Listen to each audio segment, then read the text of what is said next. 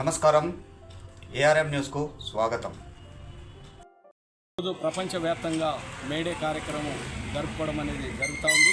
అదేవిధంగా ఇక్కడ కర్మగట్టు పరిధిలోని ఇక్కడ కూడా కార్మికులు మేడే ఉత్సవాలు జరుపుకోవడం అనేది జరుగుతూ ఉంది. కాబట్టి ఈరోజు కార్మికుల సమస్యలు ప్రభుత్వం, కేంద్ర ప్రభుత్వం కానీ మరి రాష్ట్ర ప్రభుత్వాలు కానీ ఇవాళ 29 కార్మిక చట్టాలని కార్పొరేట్ సంస్థలకు దానదత్తం చేసింది. అదేవిధంగా 4 కోడ్లు తీసుకొచ్చేసి ఇవాళ కార్మికుల చట్టాలే లేకుండా ఈరోజు ప్రభుత్వం చేస్తుంది. కార్మికులు అడిగే హక్కు లేకుండా చేస్తూ ఉంది. బానిసత్వంగా ఈరోజు కేంద్ర ప్రభుత్వము పూనుకొని చేస్తూ ఉంది. ఈరోజు రైతుల విషయంలో కూడా అదే చేసింది.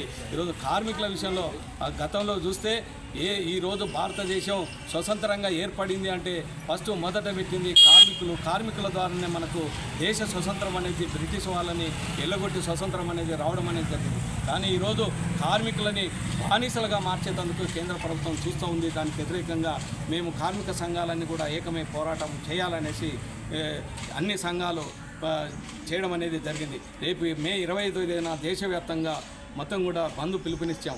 దానికి అందరూ కూడా కార్మికులందరూ జయప్రదం చేయాలనేసి మేము కోరుతూ ఉన్నాం. అదేవిధంగా ఇవాళ జిహెచ్ఎంసీలో మరి ఇంతకుముందు స్కిట్లు ఇచ్చేది 6 నెలలకు సంవత్సరానికి ఒకసారి స్కిట్లు ఇవ్వడం లేదు, జీతాలు పెంచడం లేదు, పర్మనెంట్ అనేది లేదు. కనీసం అంటే ఇవాళ కనీస వేతనాలు మరి జీతాల బడ్జెట్ పెంచుకుంటున్నారు. అదేవిధంగా మరి జిహెచ్ఎంసీ బడ్జెట్ పెంచుకుంటున్నారు. అదే కానీ 11 సంవత్సరాల నుండి ఇప్పటి వరకు జీవోలని మార్చడం లేదు.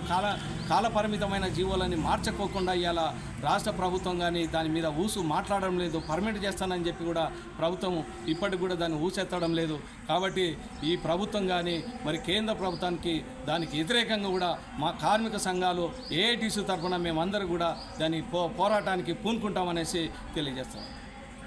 ప్రధానంగా జిహెచ్ఎంసీలో పనిచేస్తున్న ప్రతి కార్మికులు దుర్భర పరిస్థితులు ఉన్నాయి. పెరిగిన ఖర్చులకు అనుగుణంగా వేతనాలు లేవు.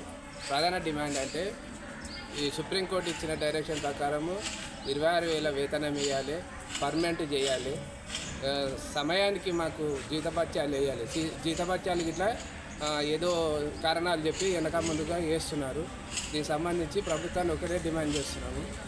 ఈ యొక్క రాష్ట్రంలో ఇంత పెద్ద బడ్జెట్ పెట్టి ఇట్లా కార్మికులని దుర్భర పరిస్థితుల్లో నెట్టే పరిస్థితి ఉంది.